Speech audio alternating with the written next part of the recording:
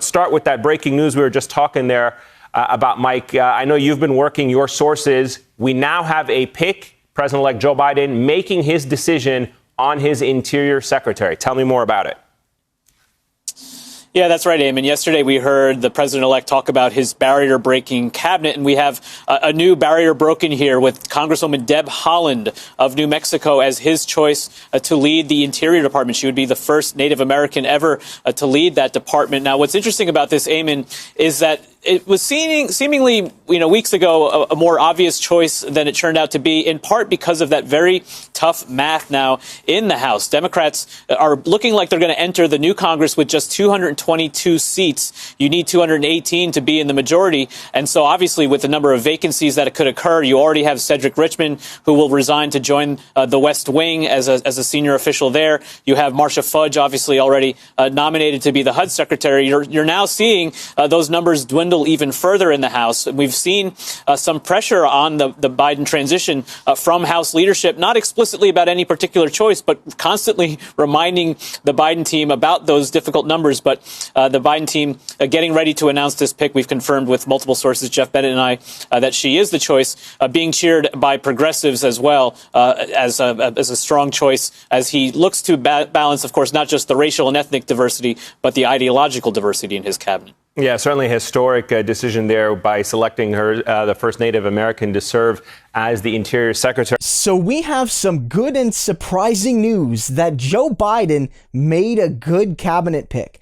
He's putting in Deb Haaland as Interior Secretary, and this matters for so many reasons. Off the top, she would be the first Indigenous woman, first Native American person, I believe, to hold such a high position within the United States cabinet. But the Interior Secretary in particular, which has never been held by an Indigenous person, is the liaison point between the federal American government and the various tribal nations, the hundreds of them, within the borders of the United States. That they've never actually had a Native American serving in this role, the biggest part of which is dealing with the concerns and fears and hopes and desires of the tribal nations and the people that live within them. You cannot overstate the significance of that. Representation isn't everything, but in this case, it means a ton. And it's good to see. It's very good to see Joe Biden recognize the history of this pick. But beyond that, Haaland is a pretty progressive congresswoman. She's out of New Mexico. She might not be the most left-wing congresswoman, but she's been a supporter of a Green New Deal. She's been on record supporting that, and in general being pretty solid on climate. She's solid on issues like immigration, often taking a stand against the anti-immigrant rhetoric you hear from Donald Trump and a lot of Republicans. And she's also been a vocal supporter of Medicare for all. And you might say, well, she's not going to be Health and Human Services Secretary. She's not going to be EPA Director or the Secretary of Environment or what have you. And that's true. There might be limited avenues for her to actually shape health and environmental policy in this role, but those opportunities will exist. And having good people around the cabinet table, even if not, on the direct issues that they're good on, still matters. And I do think that Haaland is maybe Biden's best pick thus far. They've had a few that haven't been awful, like Becerra. They've had a bunch that are just off their rocker, like Buttigieg. What an awful pick that was. But this is a good pick. And you're already seeing a lot of progressives line up behind this. And I think that's important because it gives a signal that this matters. Activists were demanding this.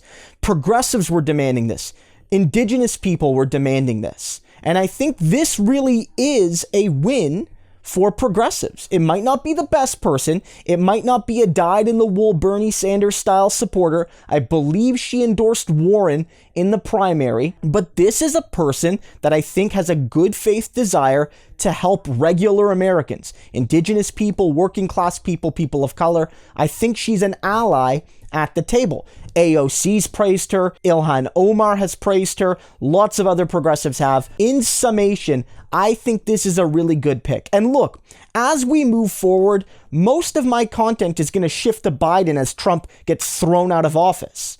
But if you don't think that, most of it's going to be critical, you're kidding yourself. Nonetheless, when Biden does okay, I think it's incumbent upon us to recognize that. If, for instance, he does go ahead and cut student loan debt down at least somewhat, I'm going to praise him on it. So when these moments come, we have to recognize them as victories for grassroots activists that fought for it. We can't always be cynical, and this is one of those moments to say, look, this is a good pick, it's a historic pick, and let's hope it leads to something good.